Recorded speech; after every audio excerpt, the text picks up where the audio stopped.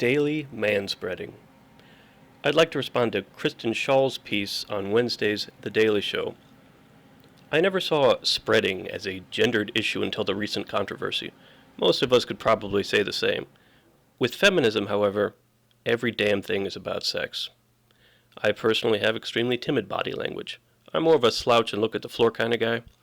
In seating situations, I've made a lifelong effort to take up as little space as possible and use submissive, non-confrontational body language. I've also been surprised by those who would think nothing of taking up more than their fair share of space. Then again, it's a good thing not everyone has my personality type. Otherwise, no one would ever talk to anyone else. This first clip speaks volumes of Jon Stewart. Men's groups are calling it male oppression. And apparently calling themselves men's groups. Take that for what it's worth. Holy crap. I'm pretty sure all men's issues groups just got belittled again. My goodness. You know, reasonable people might think that men do have some gender-specific issues that need addressing in our society.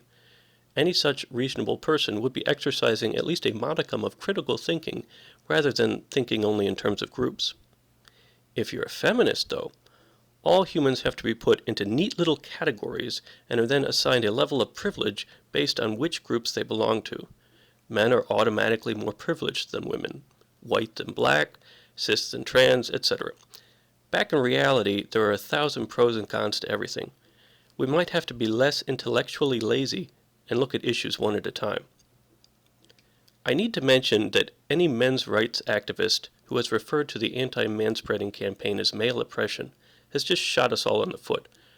I hope no one made this slip of actually using that language. It is, however, a cheap shot intended to shame men, whereas a feminist might attempt to raise awareness for what she might call regular everyday misogyny. We have here been handed a perfect example of regular everyday misandry. This is a big deal, John. And I just want to say, men, I'm sorry. You should absolutely have that extra seat. You deserve that extra seat. But do the math. Men make 30% more than women. They should have 30% more space on the ride to work. Still, for crying out loud, still.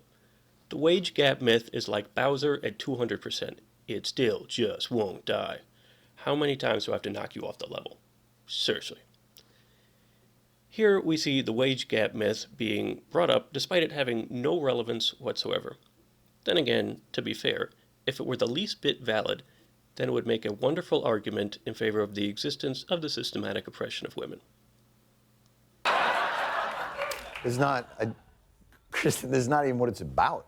This is just an issue of common courtesy on the subway.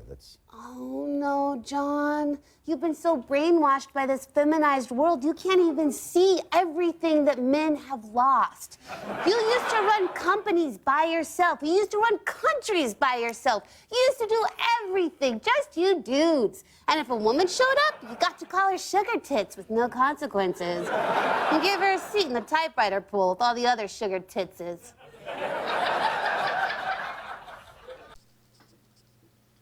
Typical thinking in terms of groups again. I've actually never run a company or a country, and the let's call it term of endearment in question would sound comically out of place coming out of my mouth. See how all this works, though? All men are one group over here, and all women are another group over here. All sins are group sins. All oppression is group oppression. Perhaps if all men were just one guy and all women were just one woman, then this one woman could make balancing out the system arguments like these from time to time, and it would be fine. Come on, John, just get it together. Occupying all the territory you can is sexy. When I'm in a subway car with all those men taking charge of the seats around them, I get so weak in the knees I can barely stand. But I have to. Unfortunately, she's not wrong. Ask any pickup artist. Big body language is dominant and attractive.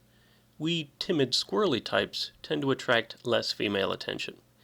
This is another example of men getting mixed messages. We're confused.